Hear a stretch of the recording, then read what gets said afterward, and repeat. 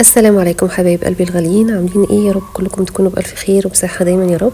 وحشتوني جدا من اخر فيديو كنت بنزلاه معاكم، بس يعني اعتقد كده ان انا متأخرش قوي عليكم زي كل مرة في تنزيل الفيديوهات. عايزين بقى كده نخلص وننجز قبل بقى الامتحانات. خلاص يعني الامتحانات ان شاء الله عندي كده تبتدي باذن الله من يوم السبت اللي جاي، واليومين دول كده مقضيينها مذاكرة طبعا ومراجعات، فيعني بنجري كده ورا بعضينا علشان ان شاء الله يعني نخلص كده بقى من الاسبوع ده على خير، وناخد كده كام يوم اجازة نرتاح فيهم.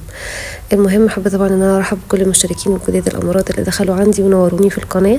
اتشرفت جدا جدا بمعرفتكم، ويعني ان شاء الله كده قناتي تكون عند حسن ظنكم.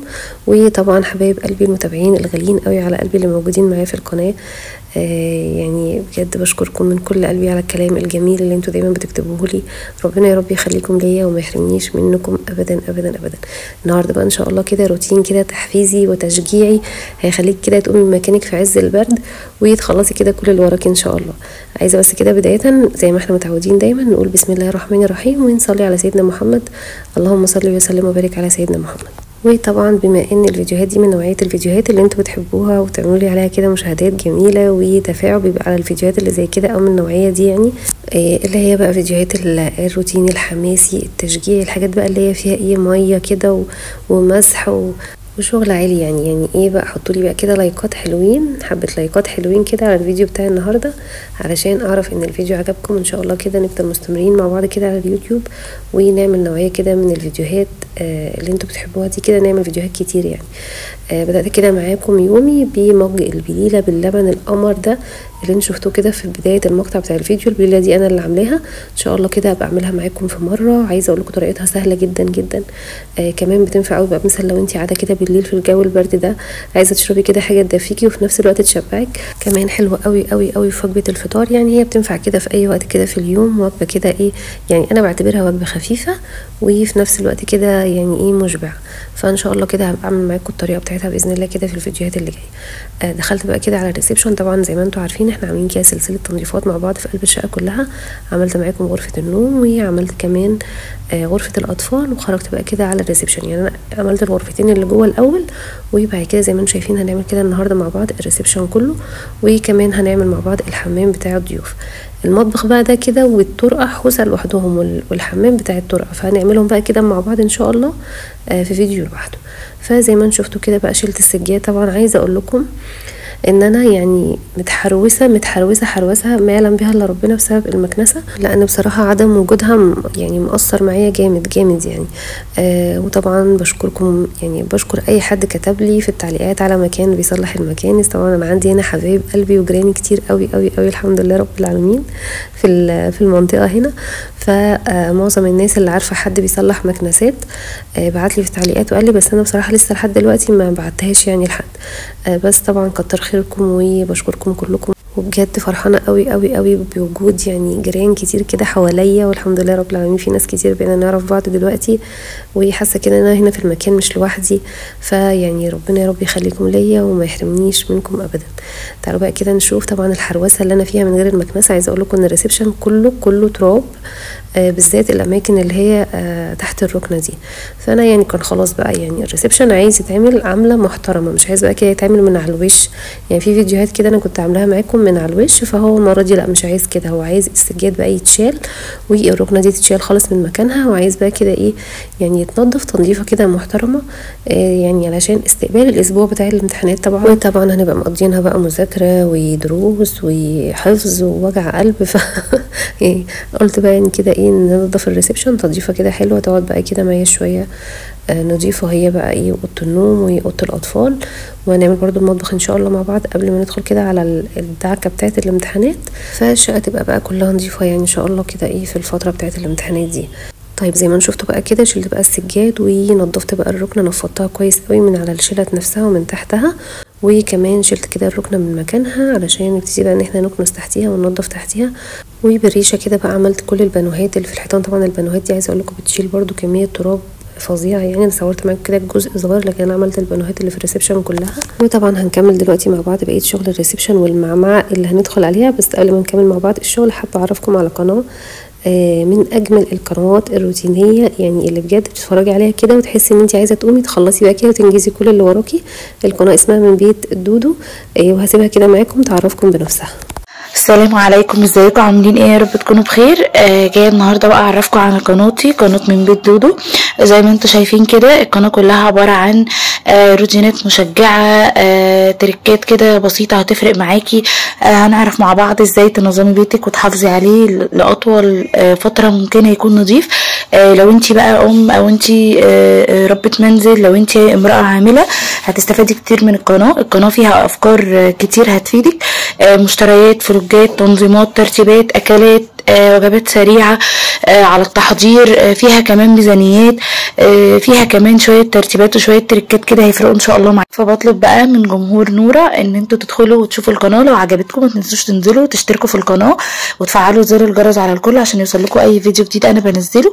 ان شاء الله القناة هتعجبكم، قناة حيوية وكلها تشجيع، طبعا في الايام التلج اللي احنا فيها دي، فان شاء الله القناة تعجبكم. يلا بقى يا بنات، عايزاكم كده كل اللي بيحب نورة يروح عند هدير في القناه بتاعتها، قناه دودو. القناه اسمها من بيت دودو. ان شاء الله هسيب لكم اللينك بتاعها في اول تعليق مثبت. انا متاكده 100% ان القناه هتعجبكم جدا جدا جدا، لان بجد القناه غير ان هي بتفيد جدا وفيها حاجات كتير جدا مفيده. هي هدير نفسها صاحبة القناة اللي هي دودو، خفيفة كده على القلب ومريحة، وتحبوا كده ان انتوا تسمعوها وتحبوا كده ان انتوا تتفرجوا عليها. ما شاء الله اللهم بارك، شقتها كمان جميلة. فروحوا لها كده يا بنات وشجعوها، وما تنسوش طبعا تكتبوا لها في التعليقات تحت ان انتوا رايحين لها من عند نورة فتحي. وباذن الله الفترة اللي جاية كده هنزل لكم كده كام قناة من القنوات الجميلة المحترمة اللي على اليوتيوب، اللي بجد مش واخدة حقها ومظلومة يعني في اليوتيوب. فعايزين كده منكم كده تشجيع، ويعني تدعموا كده الناس المحترمة الجميلة دي اللي موجودة على اليوتيوب. تعالوا بقى كده نرجع تاني للمعمعة اللي احنا فيها ونشوف بقى كده بنعمل ايه مع بعض. طبعا بعد ما فضيت الريسبشن، طبعا انا شلت الركنة ووديتها كده ناحية باب الشقة علشان اعرف اكنس كويس. طبعا لو كان المكنسة موجودة كانت انجزت معايا يعني بطريقة رهيبة. بصوا كده التراب اللي في الارض معظمه اللي هو التراب اللي هو يعني التراب الناعم ده اللي هو بيدخل من البلكونه، فاهميني؟ فيعني كانت طبعا المكنسه من ساعه لما اتكسرت، يعني هي دلوقتي بقى لها حوالي مثلا داخله في حوالي اسبوع مكسوره. يعني ده كده حبه التراب ده كده في اسبوع، لان انا كنت بعمل بيها دايما. ما ينفعش ابدا ان انا عندي هنا في الشقه يعني ما اعملش بالمكنسه، يعني غالبا كده بيبقى يوم ويوم. لان طبعا زي ما في ناس كتير قوي عارفه ان انا عندي هنا مشكله جامده جدا في التراب. فيعني المكنسه فعلا زعلان يا جماعه والله العظيم. بس ان شاء الله كده هبعتها. في حد كان منكم في التعليقات كان بعت لي على حد كده قريب مني، ان شاء الله ان شاء الله هروح له باذن الله يعني قريب. ده كده منظر الريسبشن بعد ما اتكنس. طبعا شلت بقى المكنسه كمان سوري الجزامه كمان من مكانها، وكمان كنست تحتها. وتعالوا بقى كده للمرحله اللي بعشقها، اللي بجد بعشقها، مرحله ميه المسح والزيوت العطريه. طبعا انا سالت على الحاجتين دول في الفيديو اللي فات. في حد سالني على الجردل بتاع المسح ده هل هو عملي وقوي ولا لا. هو قوي جدا على فكره، بس هو كان ده اصلا بشرشوبه. الممسحه اللي معايا دي مش بتاعته، دي انا جايباها كده لوحدها. فالشرشوبه بتاعته كانت باظت، فجبت الممسحه دي كده وبدات ان انا استخدمهم هما الاثنين مع بعض. من ناحيه هو متين وبيستحمل جدا، والممسحه دي يعني على قدها كويسه الى حد ما، لحد ان شاء الله ما اجيب موب جديد. وفي برضو كمان حد سألني على الزيوت العطرية. في كذا حد سألني على الزيوت العطرية وبتجيبيها منين وايه احسن نوع انت بتستعمليه. طيب بصوا يا جماعه، انا جوزي شغال في السياحه، وانا قلت الموضوع ده 200 مره، بس طبعا الناس الجديده اللي داخله عندي ما تعرفش. فبحكم شغله هو بيدخل اماكن كتير اللي هي محلات العطور اللي بتبقى في الهرم، وبتبقى في اللهم صل على سيدنا محمد خان الخليلي والاماكن دي يعني. فهو بيجيب لي معاه من الزيوت العطريه دي من محلات العطور. لكن في العموم انتوا بتلاقوها في المحلات اللي هي بتاعه العطور، اي محلات اللي هي بتاعه تركيب البرفيوم، عند العطار نفسه بيبيع زيوت عطريه، فانتوا هتلاقوها يعني هي متوفره. لكن النوع معين او نوع محدد انا بستعمله، انا ما بستعملش نوع محدد او اسم ماركه معينه انا بستعملها. هي اصلا بتجيلي، يعني هو بيجيبها لي على طول باستمرار، بيجيبها لي، فهي متوفرة يعني يا بنات، يعني هي موجودة كده بسهولة يعني. المهم مسحت بقى كده الارضيات طبعا كلها زي ما انتم شفتوا. انا بصراحة بحب قوي قوي قوي ادلق مية واجر كده بالمساحة، لكن طبعا في ظل البرد القارس اللي احنا فيه ده، فانا طبعا كنت بحاول انجز بقدر الممكن او بقدر الامكان علشان افرش بقى كده واحس بالدفى. مع ان طبعا زي ما انتم عارفين واحنا شغالين بيبقى جسمنا دافي، بس اليوم ده كان برد فظيع يعني. وانا طبعا كنت حابسه جوزي وولادي جوه، فكانوا مستعجلين عشان يخرجوا. فقلت خلاص موضوع ان انا ادلق بقى واجر كده بالمساحه نخليه ان شاء الله كده قرب التنظيفات بتاعه رمضان او تنظيفات العيد باذن الله.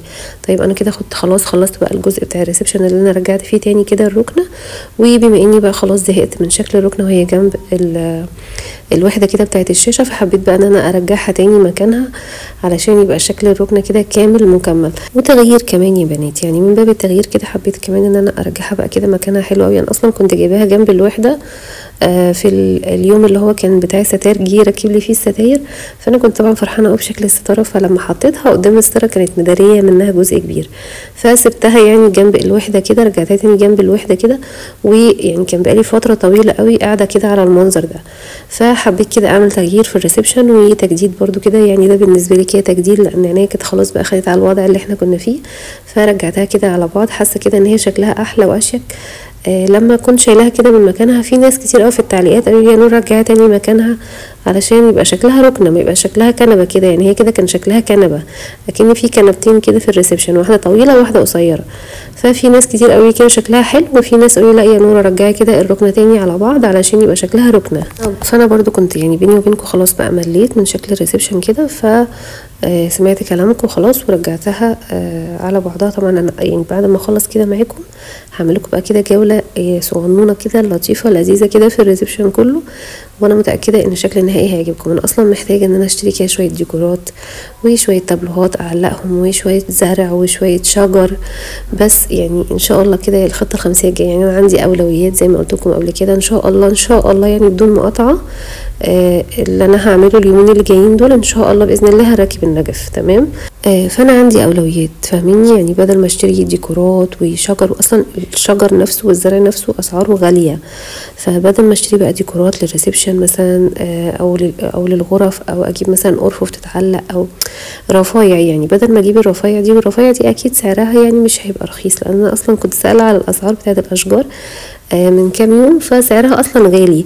فبدل ما اهدر الفلوس في شويه الديكورات اللي انا هجيبها من الشقه، لا انا يعني فكرت ان انا اجيب الاولويات كلها الاول، زي مثلا السفره، النجف، الحاجات بقى اللي ناقصاني اللي هي الضروريات المهمه ان شاء الله يعني باذن الله. وبعد كده ان شاء الله نبقى ننزل بقى كده نجيب الديكورات باذن الله مع بعض باذن الله، يعني ان شاء الله دعواتكم كده معايا. بصوا بقى كده السجاد ده، في كذا حد في التعليقات قال لي يا نور اعملي السجاد كله بالعرض شكله هيبقى شيك. طبعا انا لما جربته بالعرض لقيت ان هو هيبقى فيه مساحه كبيره قوي قدام باب الشقه فاضيه، فكنت هبقى محتاجه سجاده كمان.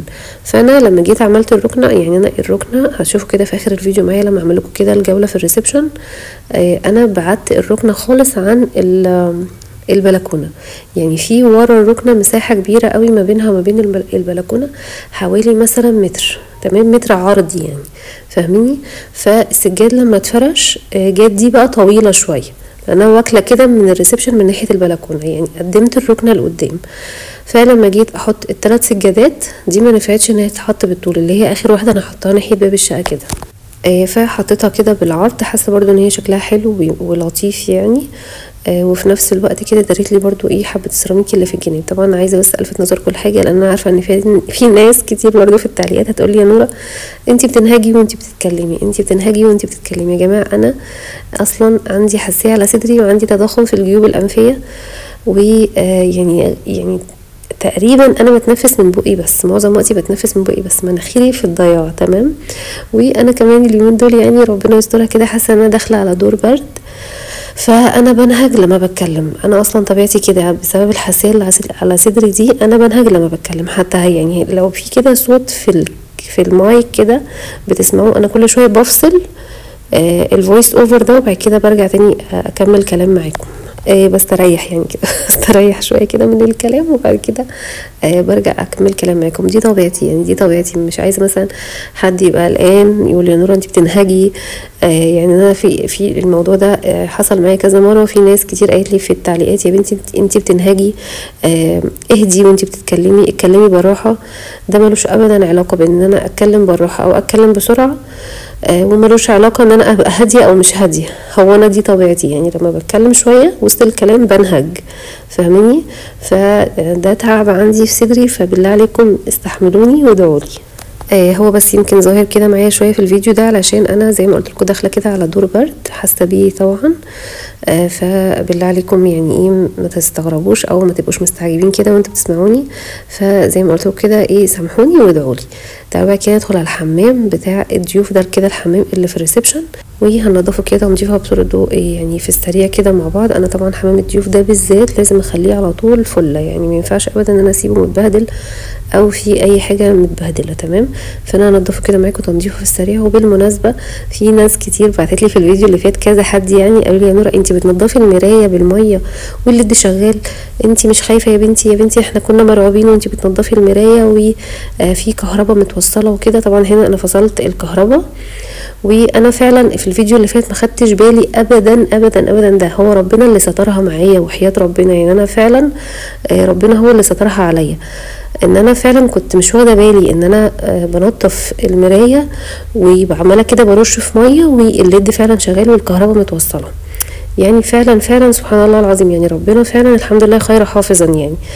فانا ما خدتش بالي ابدا ابدا يعني، فانتوا بس اللي نبهتوني كده في التعليقات. فطبعا سامحوني ان انا خضتكم عليا، وربنا يا رب يخليكم ليا، وبجد فرحت قوي والله العظيم ان انتوا خايفين عليا.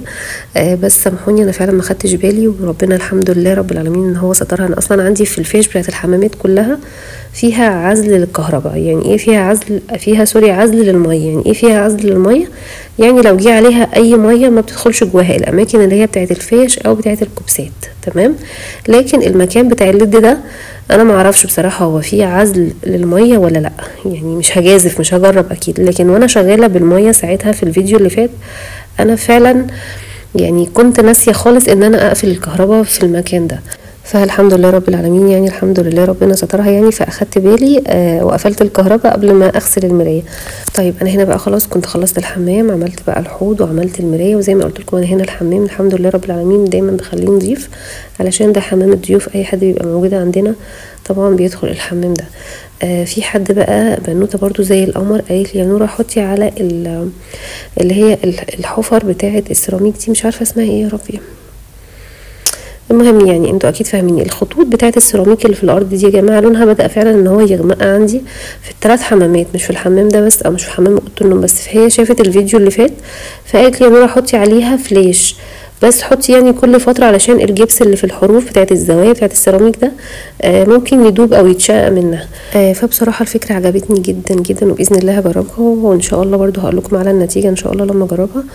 لان الموضوع ده فعلا بدا يضايقني، وحاسه كده ان هو مخلي شكل السيراميك نفسه مش لطيف يعني. فان شاء الله انا هجيب الفلاش ده وهعمل كده في يعني هجرب كده في حمام، لو الدنيا مشيت معايا تمام هجرب ان شاء الله في الحمامين التانيين، و يعني اشوف كده النتيجه ايه ان شاء الله هبقول لكم. طبعا خلصت بقى كده الحمام وخلصنا بقى الريسبشن، والزيوت العطريه حبيبه قلبي اللي بتخليني كده حاسه بالانتعاش، وحاسه كده ان المكان ريحته جميله وريحته حلوه، وحاسه بريحه النظافه في قلب المكان كله. بدأت بقى كده ان انا ارش على كل الاماكن اللي فيها فرش زي الستاير السجاد الركنه نفسها، بدأت ان انا ارش عليها. وكمان رشيت كده في الحمام زي ما انتم شايفين، وده كده الشكل النهائي بتاع الريسبشن. عايزاكم بقى كده تقولي لي ايه رايكم. طبعا السجاده اللي انا حطاها بالعرض دي برده كده عايزاكم برده تقولي لي رايكم فيها ايه، كده احلى ولا لما كانوا الثلاثه بالطول احلى؟ اهو انا كده بجيب لكم كده المنظر من كذا زاويه علشان تشوفوه معايا. عايزه اقول لكم ان الستاير انا فرحانه بيها جدا جدا جدا، وحاسه كده ان هي شكلها يعني مودرن، وكمان شكلها رقيق مش حاجه كده يعني تضايق كده العين، لا شكلها الحمد لله رب العالمين. اللهم لك الحمد، انا ربنا موفقني في الاختيارات بصراحه يعني الحمد لله رب العالمين. بص بقى كده هناك عند البلكونه انا هقرب لكم كده بالكاميرا انا علشان يعني تشوفوا المسافه اللي انا سايباها ورا الركنه، مسافة كبيرة مش صغيرة، فاهميني؟ يعني قربت الركن كده لقدام شوية، وكمان قربت الشاشة وقربت الباف اللي جنبيهم ده، فانا مقربهم كده يعني جراهم كده قدام حبة حلوين. فورا الركنة في حوالي متر فاضي او اكتر، علشان كده لما فرشت السجاد بالطول التلاتة ما نفعش ان هم يجوا قدام بعض، فجبت اخر واحدة دي بالعرض. فانتوا قولوا لي كده شكلها حلو ولا ارجع بقى الركنة خالص، يعني ارجعها كده ورا خالص عند البلكونه وافرش الثلاثه زي ما كانوا. فانتوا برضو قولوا لي. طيب هستنى بقى كده يا بنات رايكم في التعليقات، وما تنسوش تحطوا لي لايكات كتير قوي على الفيديو بتاع النهارده، وان شاء الله الفتره اللي جايه نعمل كده فيديوهات حلوه قوي مع بعض. بحبكم جدا في الله، وهشوفكم على خير باذن الله في فيديو جديد، ومع الف سلامه.